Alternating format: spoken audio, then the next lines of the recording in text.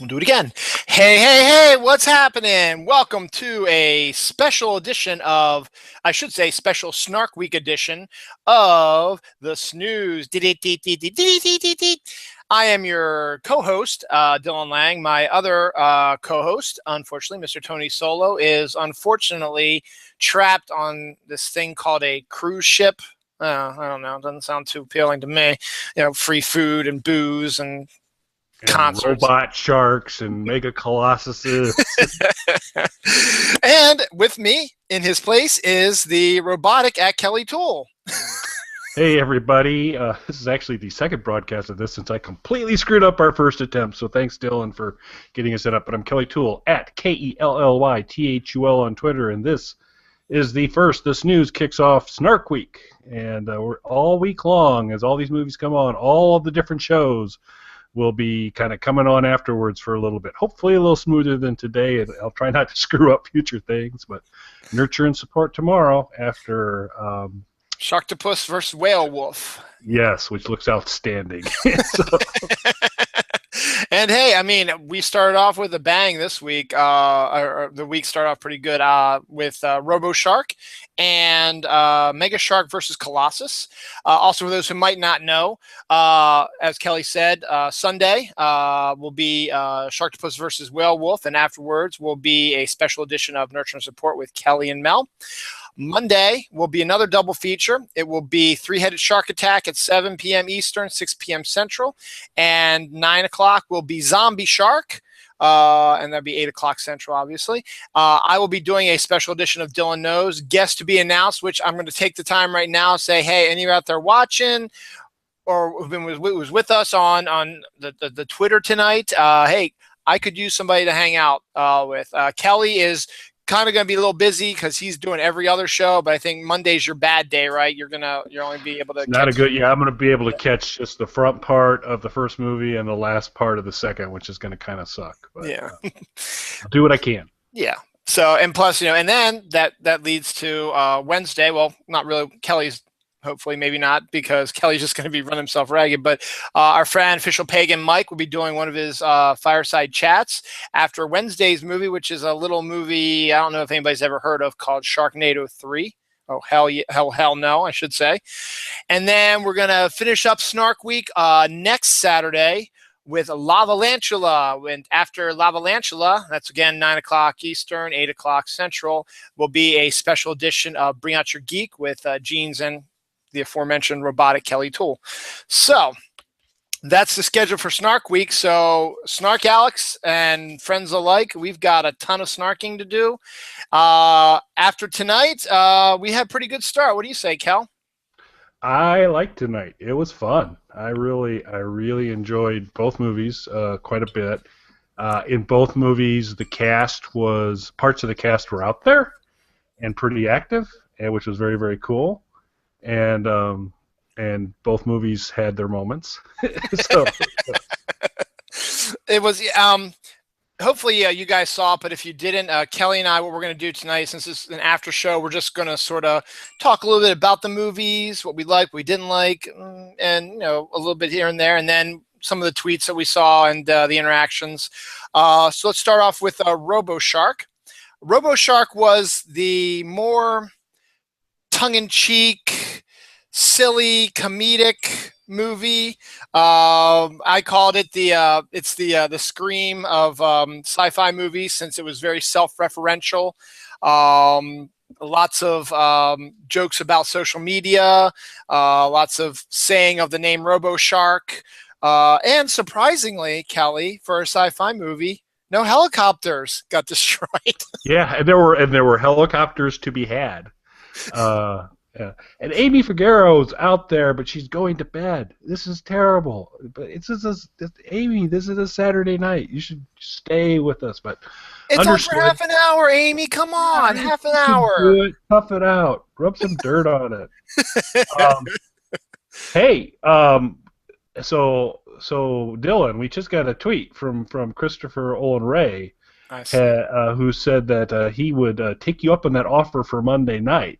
So that's Tiki Terrors. That's the man who was behind tonight's Mega Shark versus Colossus, and also is heavily involved with Three-Headed Shark Attack. Yeah, I think I may So have to respond to that. Ah, absolutely. So it sounds like you may have got a whopper of a I guest. really may have, So and I that may would be also. awesome. It would be awesome. I may have to try to get his partner in crime, possibly Gerald Webb, on there also. That would be even That better. would be excellent. So Well, I believe, if I'm not mistaken, also I'm trying to remember from conversation with Gerald. I think Chris or Christopher. I'm not sure which he goes by, but I believe that he also has a certain level of Alice Cooper connection, which is like, makes him even all the more amazing. So I may have to get you on, Kelly, even though you haven't seen the movies, just I to bet hang out. I just yeah we'll talk. I'll be back for the tail end and we'll talk. But I think if you've got a chance to have him on, you should be talking to him. I might pop in and go, oh, you talked to Alice, that's awesome.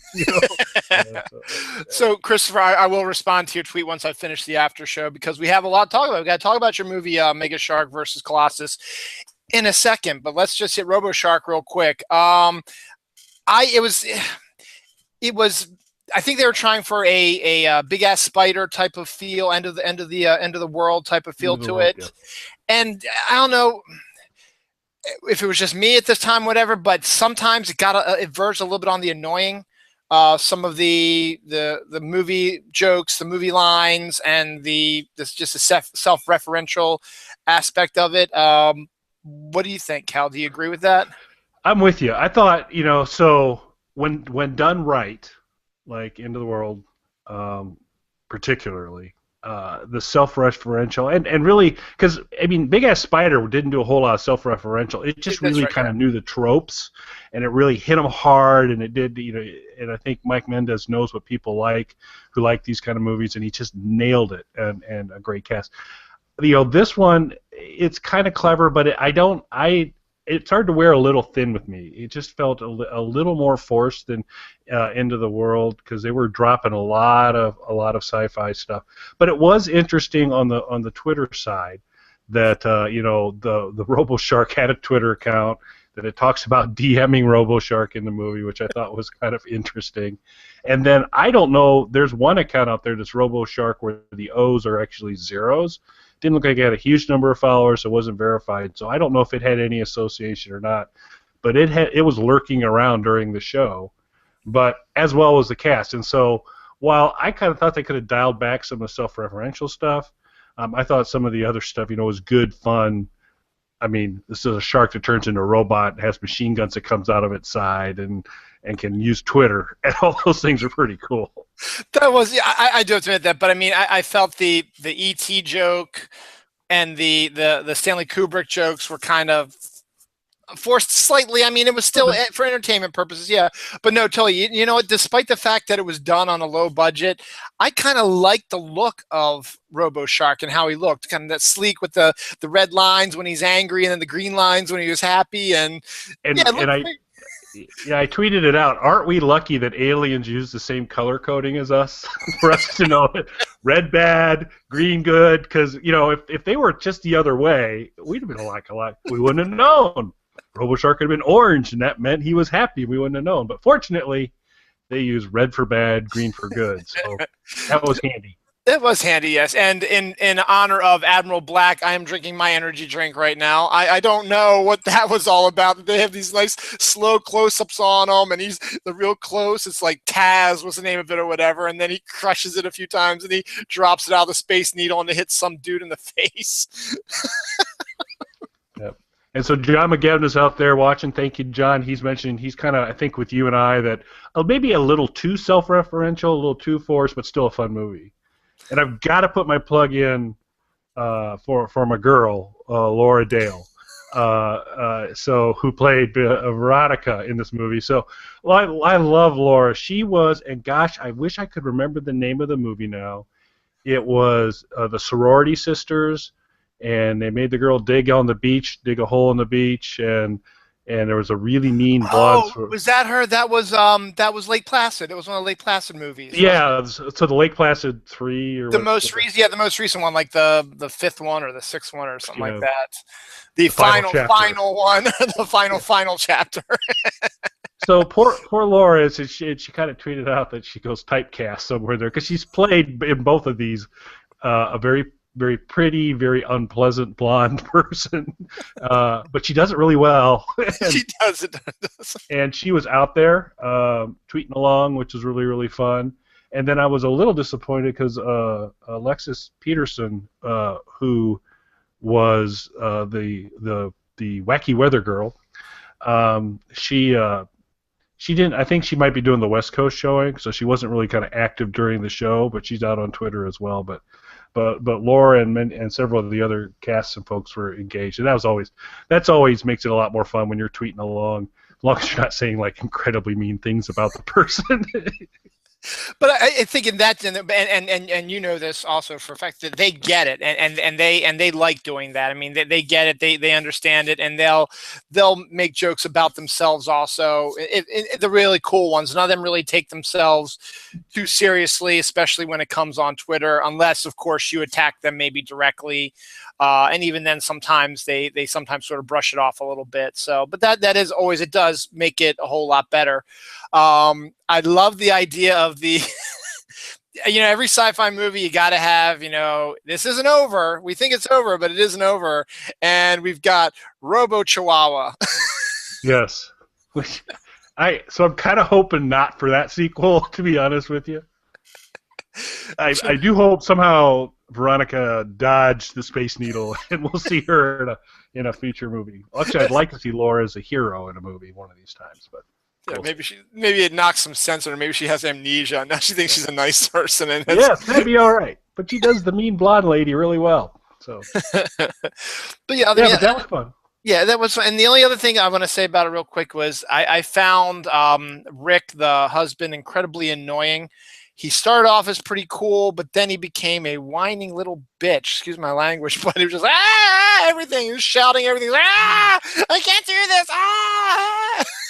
What about my family? Yeah, and it was. Sometimes you can keep that internal. Because I probably wouldn't have been overly thrilled being pushed out of a helicopter onto kind of a downward-facing zip line either. But I probably wouldn't have gone So. We'll have to see how that goes.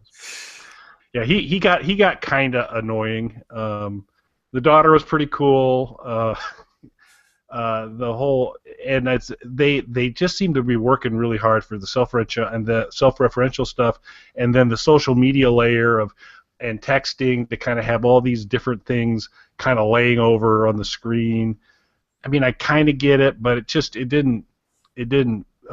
wasn't probably to me executed quite right, but all in all, still a fun couple hours to watch that movie. It was very enjoyable. Yeah, and the fact also is that a lot of these movies, I can't even recall if one has ever been maybe filmed in Seattle, and it was always good to see a new location, even though we know it probably didn't film in Seattle, filmed on a soundstage or Canada or California or something like that, but still kind of good to see, other cities getting love, than the typical ones you hear about. So I always thought that was interesting. So I think in the end, I think Robo Shark worked pretty good for everybody. But we can't leave it without me registering my long-standing complaints.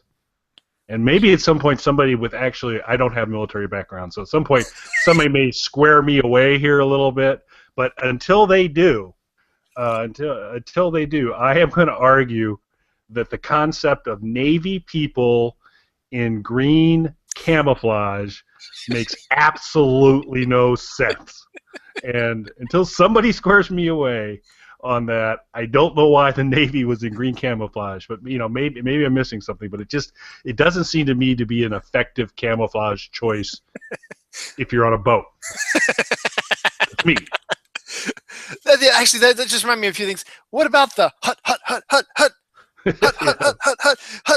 It's all it was. Just like whenever they're running, it's hut. It's like, seriously, do you think and armed forces run around going hut all the time? I don't think so. And I thought that was one of the clever ones too, is when they go to the mall and they're hutting, and then they stop at the directory and they're looking around to see where they need to go, and it's like, oh, that way. Then they start going to hut again. Yeah, and I'm wondering, because they did pull from a lot of movies. Blues Brothers, one of the greatest for me, one of the greatest movies ever. When Jake and Elwood are finally trying to pay the taxes, and basically all the Chicago and SWAT teams and everything's kind of collapsing in on Daily Plaza as they're going up. All of the SWAT people and all that are going hut hut hut hut hut. Yes, they are. So I'm wondering if that might have been a bit of a callback to that, but it was pretty hilarious. So I enjoyed it. That was, yeah. So all in all, good. I think the Twitter response was pretty good. We had a lot of tweets from our friend Lisa Marie, not Lisa Marie. The Killer. We'll come back to a little bit. Lisa the Killer. Yeah, we'll talk about movie. Lisa. We'll talk about Lisa in a little bit. And we got a good amount of Snarkalex in there. I think Laura Norman was in there. Doug Close, T. Scott Brave Boy was doing some. I didn't see MJ. I think MJ showed up for the second one. Amy showed up. Amy Figueroa showed up for the second one. Lisa was there for both. Of course, you and I were there for both. Dawn looks like she showed up second. She probably had kid corral duties for. Yeah, for today. Yeah, I had it on Friday because she does the recap for Defiance for Paranormal Pop Culture. So 8:00 is our kitty bedtime. So on Fridays, Dawn watches live and I go upstairs. I handle that. And so today we switched off, and we'll do the same thing on Monday, I think, also. Great. So, but yeah, she showed up second time. And we forgot to mention Bill Glates. And a drone. Drones were awesome. Yeah, I mean, just now, wasn't the real Bill Gates now, was it? Or was it? No, that was not. That was not. That's what I thought. I didn't basically not even close. but he did have like kind of a Bill Gates-esque sweater on, so that part was. And it just the way he was acting, it seemed like he was an unprofessional actor as well. That's why for a few seconds, like, is that really Bill Gates? Yeah. They pulled out all the stops. So. They did. So they did that. That was and then that was the one of the first Kubrick references, is when he's looking inside of RoboShark. He's like, it's full of stars, and then he gets eaten. Happens. It does happen. So RoboShark was a good one, I think. As I said, much funnier than a lot of the sci-fi movies we have seen before, but done intentionally. They were very self-referential, and they were doing it on purpose. So, and they knew their target audience. It's just Kelly and I agree. We think that they might have overdid it just slightly. So is John McGevna. Now, before we get on, I'm sorry I didn't mention this earlier. We do have the Q&A up. So if you guys are watching on Google Plus, if you guys would make some comments, any of your responses, we're going to probably move on to Mega Shark next. But if you have any responses about RoboShark, put them up in the Q&A. We'll read them at the end of the show. And then also, if you want to do anything about what we're talking about next, Mega Shark versus Colossus, you can put them up as well, and we'll read them along the way. So, Christopher Olin Ray, I think I will definitely possible guest on Monday. Exactly. That is totally awesome, yeah. And I think I'm going to totally pursue it. So I'm going to try to get him in there, and maybe I'll swing a twofer, maybe get Gerald in there as well. So we'll do a double click. And hey, I might have to say, you know what? I might have to extend it to an hour maybe, and just say, well, we can talk about Zombie Shark later. Out the door. We'll see what happens. You want to take, if they're there, you want to take full advantage of that without a doubt. So yeah, exactly. That's gonna be cool. We'll see. Yeah, I'll be in touch, and I'll let you know, Kelly, for sure what's going on with that. But Mega Shark versus Colossus. Mega Shark. Okay, this was what, the third Mega Shark? Was it Mega Shark versus, or fourth? Was there like a Mega Shark, and then like Mega Shark versus Mecha Shark, and then Mega Shark versus Giant Octopus, or whatever it was? Or yeah, I believe so. Which was also, because I believe that was actually on before RoboShark was Mega Shark versus Giant Octopus or whatever. And then I think they were going to do Mega Shark versus Mecha Shark after Mega Shark versus Colossus. I thought I saw that the bottom was going to be coming up next. So once again, continuing the fun of the Mega Shark movies. Once again, played a little bit more seriously, but at the same time, very tongue in cheek. We and they know what they're doing also. It was an interesting take. I mean, the casting, Ileana Douglas playing the scientist. Haven't seen her in a while in any films, and Ernest Thomas from What's Happening playing Samuel Jackson role. I kept waiting for Rerun to show up. Hopefully the actor plays Rerun still with us, but it would be hey. It would be pretty cool to have seen him show up as a portly soldier or something. Shipment or something like that. Quick callback before we go any further here. We've got John McGinn in the Q&A saying he thinks that Bill Gates borrowed the drone from Amazon because they're out there in Washington State, which I think that's a possibility, because particularly this Bill Gates, I think he's going to draw upon whatever's available. So. Absolutely. Those who don't know, Mega Shark is about a megalodon, which was a prehistoric shark that existed in prehistoric times. But I guess I don't really remember the other Mega Shark movies all that well, but somehow they came back to life and now they're terrorizing the area. They are 5 times bigger than great whites, if not bigger than that.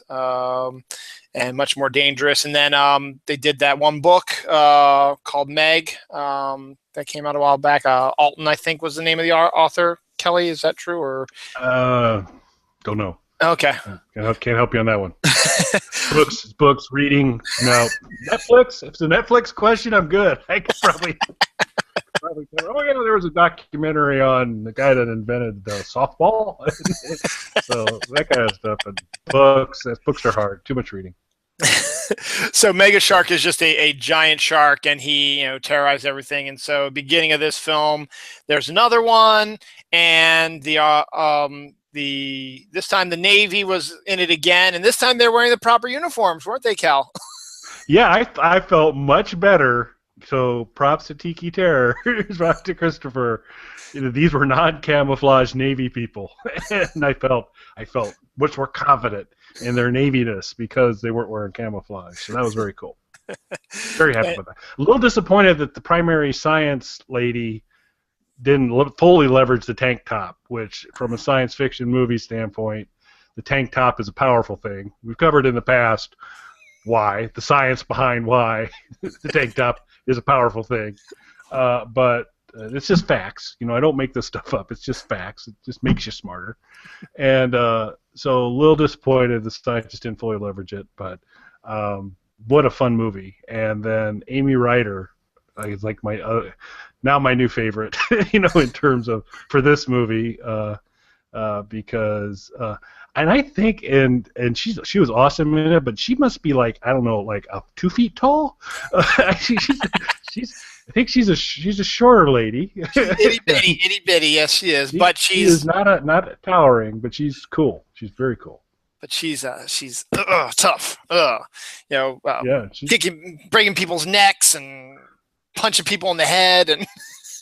Yeah, and I tweeted it out towards the end. And so long as nothing critical was on the top shelf of anything, she was totally going to solve the problem. But if something was like way up there and there wasn't a step stool handy, there's going to be a problem. So. And just she can fly anything. She's able to steal a CIA plane, and then what they call those double helicopters. I'm not exactly sure. That was the only helicopter fatality, and really wasn't your typical helicopter, right? I don't remember any other ones. You knew it was trouble because it was a plane and a helicopter combo. Like, oh, you're dead. It's just like at this point. Put Laura E. Dale in it, and then you're done. It's all over. So they spent. Unfortunately, I think they spent a little bit too much time on Mega Shark and not enough on Colossus.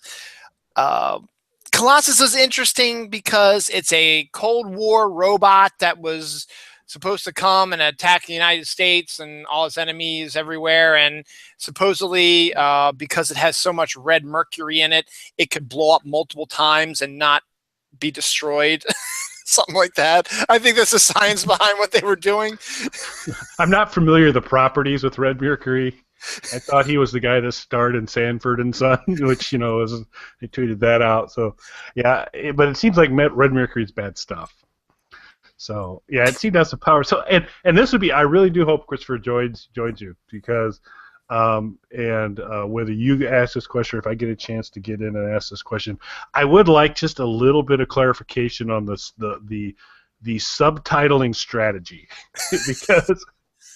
because it seemed to be this combination of sometimes they were talking English and it was being subtitled, sometimes they were talking Russian and it was being subtitled, and then deeper into the movie, this other guy came in who really needed to be subtitled, and they didn't subtitle him. So I'd just like to kind of understand, did you kind of blow the budget on subtitling the front part? And you say, well, can't really do anymore.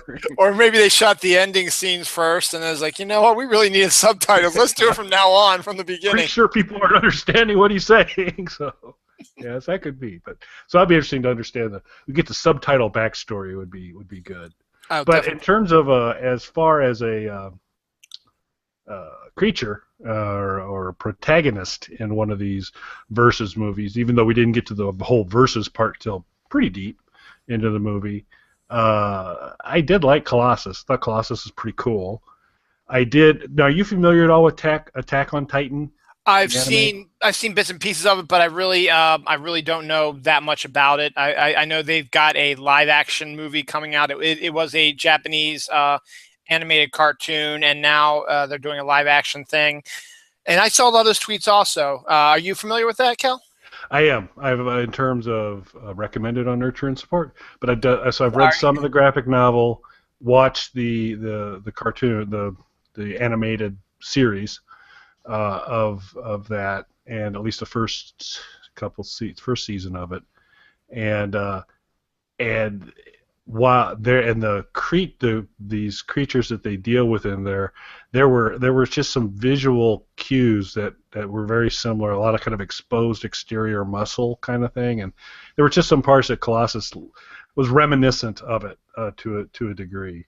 So I just thought it was kind of interesting. So I didn't know if that was an influence or not. But Colossus just as a character was pretty fun, pretty cool.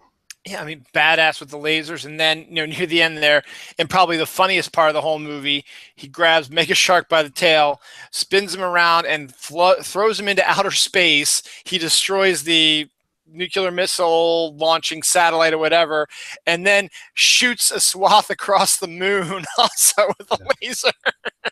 Yeah. So, are you familiar with the Tick? Yes. Mm-hmm. So that was just Doug Close, I think, tweeted out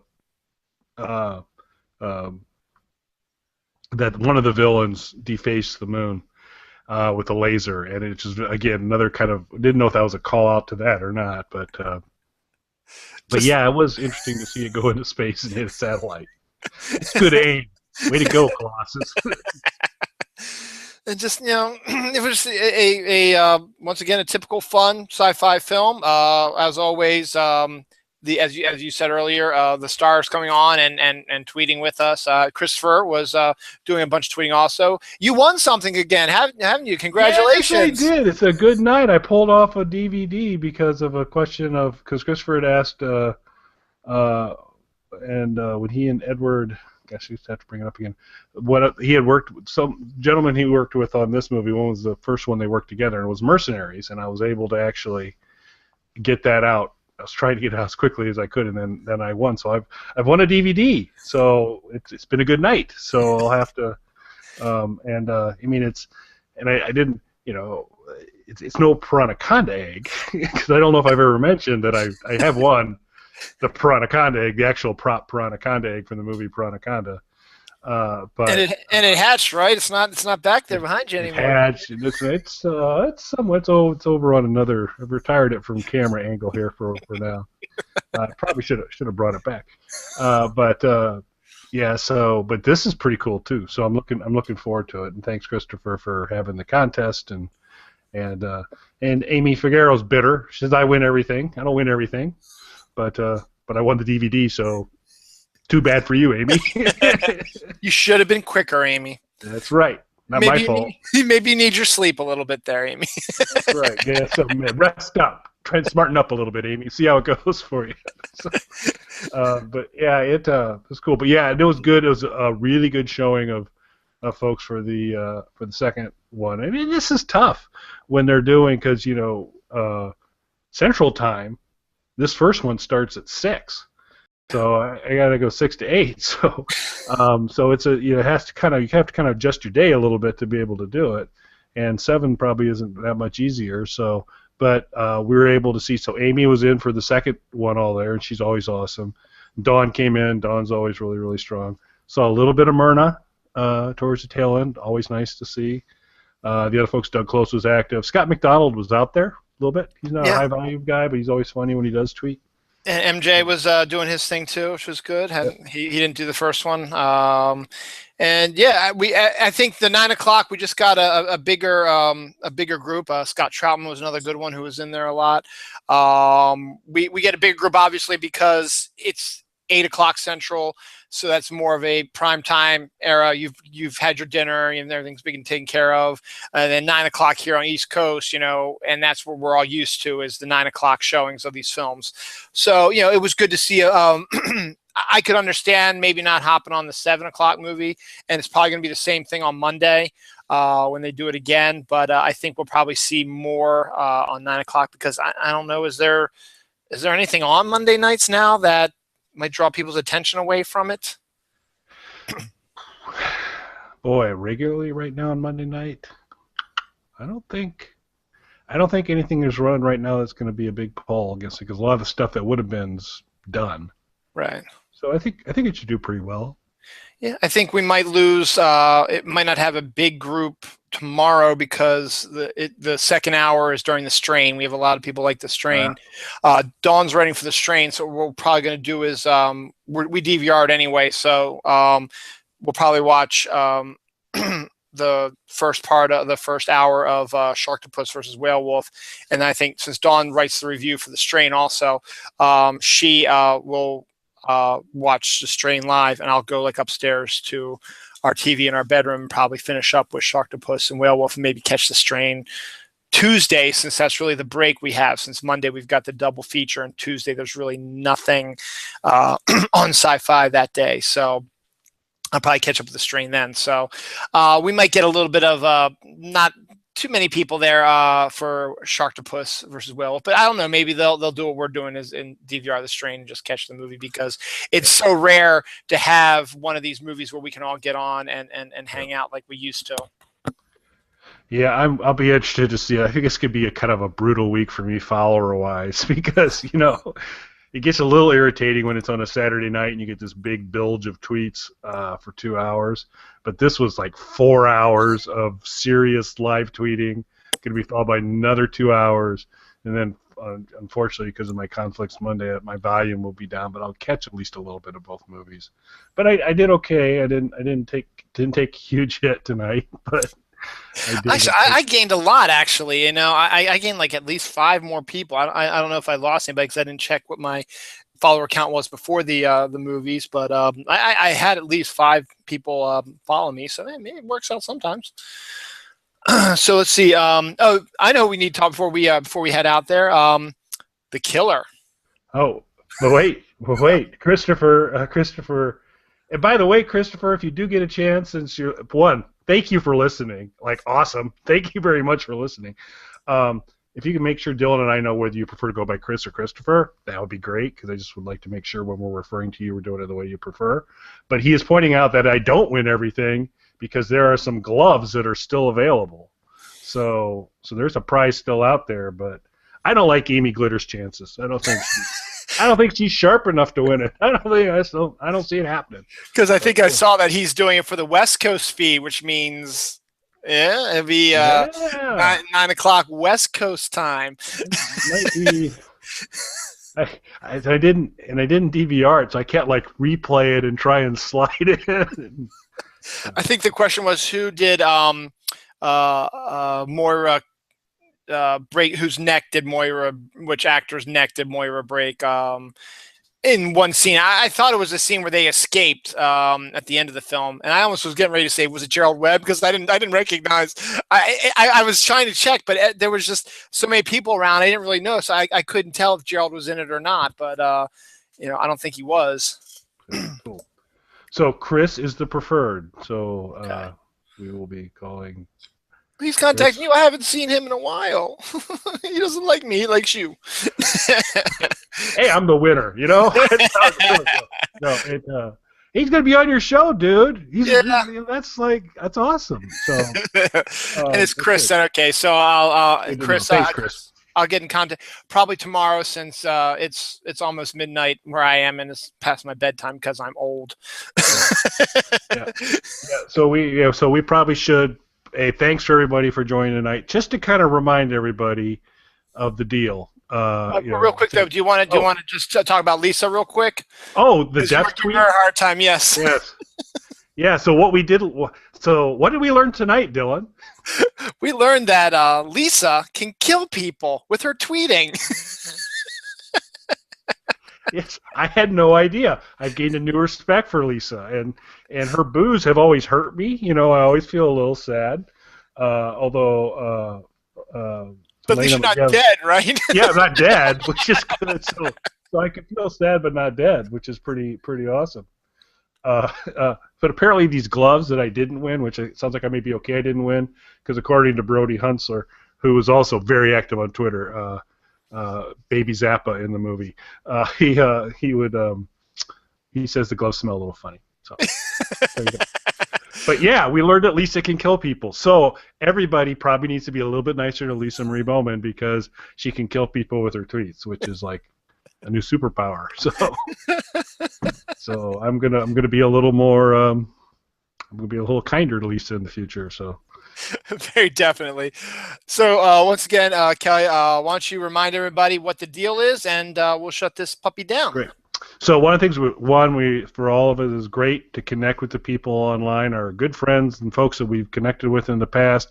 Thank you very much, cast members, directors, writers, and people involved with these movies who interacted with us. It's greatly appreciated, and it's really fun to kind of connect that way. And so we're just super excited we get kind of gifted with this week of a lot of activity. So one of the things we did is several of us do podcasts and shows. So we're like, let's use each of these shows to kind of talk about it, help promote each of the other shows and all that. So this is the Snooze. The Snooze comes on once a month, and it gives updates to Snark Alex about movies coming up and birthdays and games are played and all sorts of interactivity stuff. It's Tony and Dylan. So Snooze was tonight. Tony's on the boat, hopefully not being attacked by a mega shark or a robo shark or Lisa's not tweeting at him, any of these things.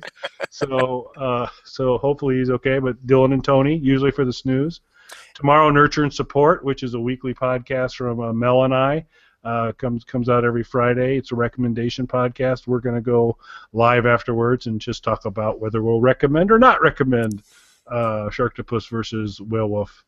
And that will be tomorrow night. And then Dylan Knows, the greatest show on YouTube. On YouTube on Monday, I will be doing probably now that I'm going to be making the details now. I'll get Chris Olin Ray, the director of tonight's Mega Shark versus Colossus, and the Three-Headed Shark Attack, which is coming out on Monday at 7 p.m. Eastern, 6 p.m. Central.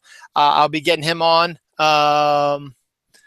Indeed, man. I will see about getting G. Okay, that's cool. Chris just responded back. Indeed, man. I will see about getting G. Okay. Okay, Gerald's on. I'm out. Not interested. Want nothing to do with that guy. He's bad news. Actually, I think he was saying he was going to try to get a G Plus account. So I think that's what he's saying. But I will be having. I'll be setting up a way to get Christopher Olin Ray in here, and we'll talk about Three-Headed Shark Attack and, maybe slightly about Zombie Shark. We'll see, because those are the two that are coming on Monday. And then on Wednesday, our friend Official Pagan, Mike, will be doing one of his fireside chats with, I believe, some of his friends from Facebook that have shown interest in doing it because Sharknado 3 is Wednesday, correct? It's my understanding. So yeah, the Mike will be there with the. He's still, I think, refining that a little bit, but I think there's a really good chance it'll be one of his kind of connects. So a new face, hopefully, from the Facebook thing, and but we'll see. And on that, and then this will all wind down again next Saturday, the 25th, with Lavalantula, lava-breathing tarantulas. Doesn't get any better than that. Much of the cast of Police Academy, Steve Guttenberg and others will be in Lavalantula. It's done by Mike Mendez, who did Big Ass Spider, so you can kind of count. This is probably going to be a pretty solid movie, pretty funny. So that will be Bring Out Your Geek, which is Gene's show, and that is, oftentimes Walking Dead comic reviews, movie reviews, just talking about general geekery, and General Bronwyn's on it a lot. So there's a Canadian on Gene's show, shockingly enough. I pester her a fairly decent amount on that show, and Mel, as schedule permits, as well. So Bring Out Your Geek will be next Sunday. And so we're just trying to make sure everybody knows about these shows, gets a chance to see the people if they haven't. It just gets all of us a chance, since we haven't been able to get together in a while, to get together in different capacities. It's a lot of movies, and recognize that different people aren't going to be able to make all of them. But join us when you can. Join the shows afterwards where you can. And let's just kind of catch up. Well said, sir. And on that note, it is after midnight. It is Sunday, and it is time for us to. Well, on this side, you still got another hour to go there, Kel. But it's time for us to depart. This has been a special edition of the Snooze. Next episode of the Snooze will be sometime in mid-August, because I will be on vacation the first week of August. So it'll probably be. Let me see. Let's see. Probably be around the 14th or so of August. We'll be doing the next episode of the Snooze, and Tony Soul should be back, and we'll have all kinds of craziness going on. So, for Kelly Toole, this is Dylan Lang.